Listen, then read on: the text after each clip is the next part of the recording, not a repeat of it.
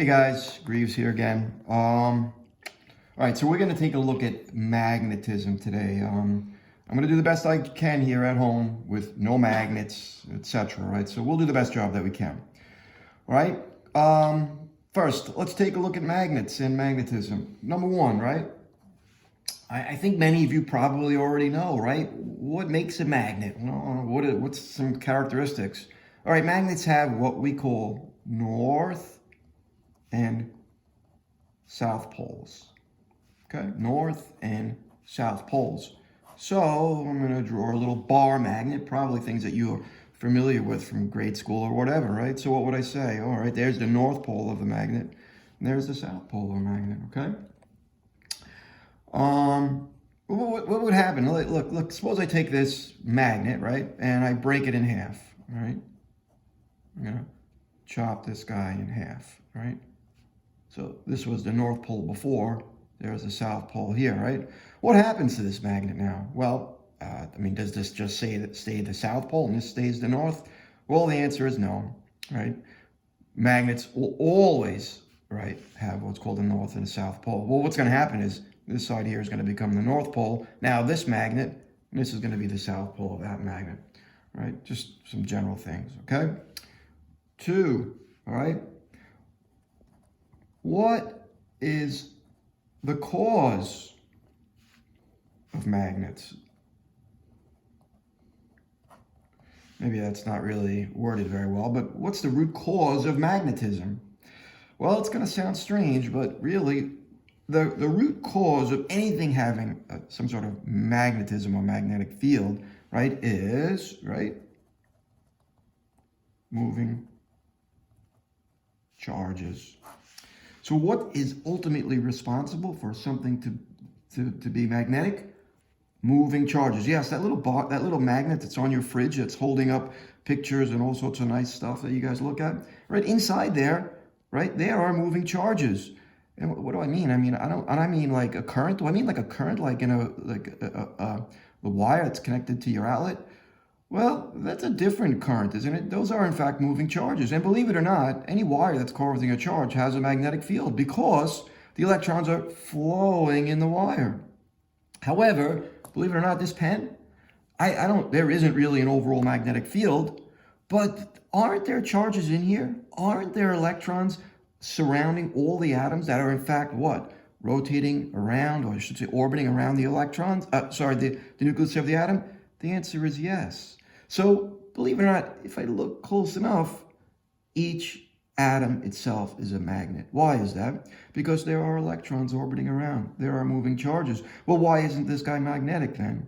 Well, the reason is, well, overall, right, everything is kind of balanced, right? We'll talk about that in a second, right? So I want you to understand, right? What is the root cause of magnetism? Moving charges, okay? So how do I represent a magnet, right? All right, well, how do I represent a magnet? So rep a magnet, right, on a piece of paper. All right, just to let you know, I want to tell you that I'm going to draw something here. Don't be concerned yet. I just want to draw something with an arrow, okay, a bar, any object with an arrow. If I draw something with an arrow, right, the arrow head is the north pole, right? It's implied that when I draw something with an arrow and I'm representing a magnet, the arrow points in the direction of the north pole. So how do I determine if something is magnetized? All right, we really look at something called domains. And domains, it's abstract. It's small areas within the material.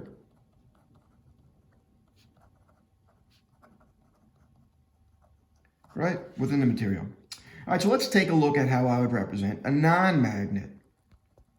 All right, so here is just some object. I don't know what it is, right? Let's break it up into 6 little sections. And what I'm saying is each little section here, here's our domains, small areas within the material.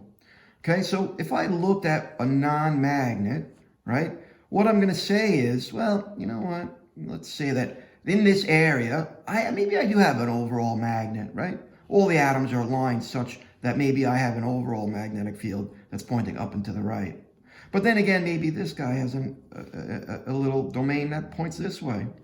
Here I have something pointing this way. Here I have something pointing that way. And I'm going to exaggerate it, all right? In this area, this is up and this is down.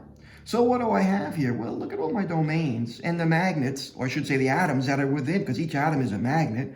They are random, right? So in a non-magnet, my domains are random. What that means is, well, there's not enough atoms pointed in the same direction to have an overall magnetic field. Let's look at something that is a magnet. Right? Let's take that same object, break it up into 6 little sections, and let's say, you know what? This guy's pointing up and to the right. This guy's pointing to the left. This guy's pointing all the way to the left, to the right. I don't know, maybe something like that. Well, lo and behold, if I look at something like this, what can I say? Well, all the domains or the areas, small little areas, or really all the atoms themselves are aligned, right?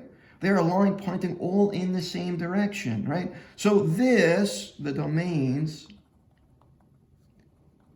are aligned in generally, right, the same direction. So overall, what we get here is we'd get the North Pole, and this would be the South Pole. So this is how we would represent a magnet, right? All right, so let's continue. 4 forces, right? Well, hopefully now I think you guys know what's going to happen here, right? This, by the way, should be very familiar with maybe electricity. Suppose I had a magnet, right? Took 2 magnets, right? Let's put the 2 North Poles together. What are they going to do?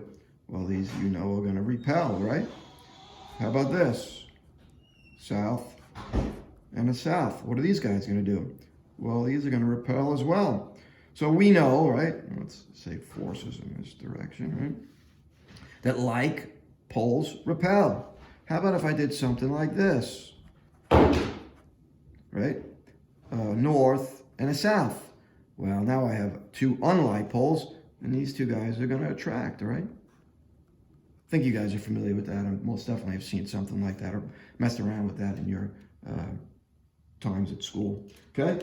One more brief thing. Okay, 5. To understand magnetism, right, we have to take a look at a compass. Right? And I'm going to tell you, this is how we represent a compass. It's a circle with an arrow, right? Obviously, what did I say before, right? The head of the arrow is also always my North Pole.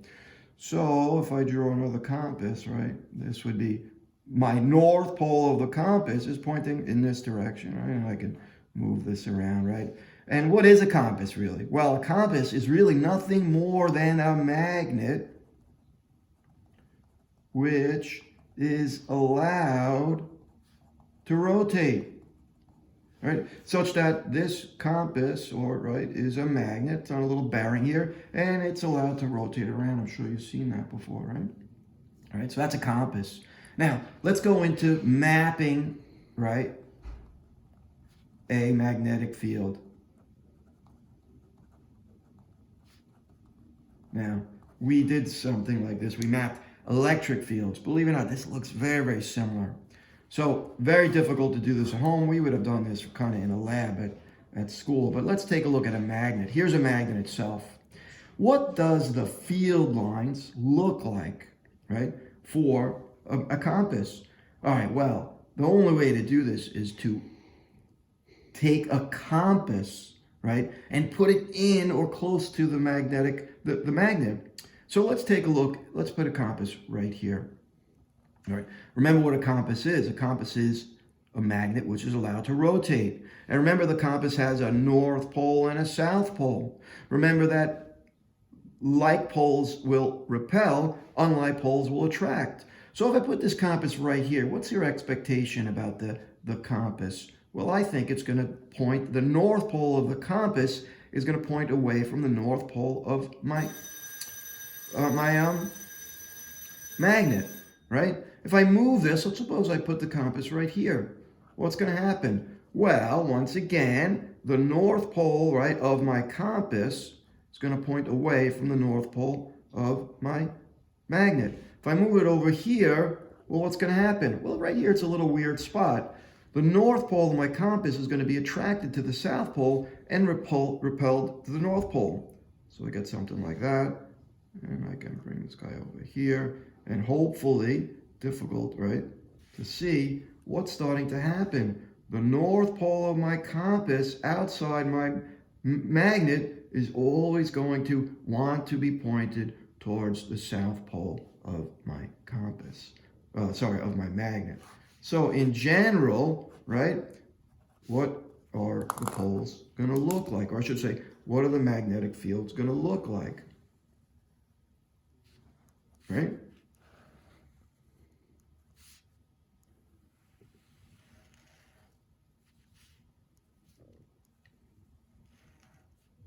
Right? So in general, field lines, magnetic field lines, right?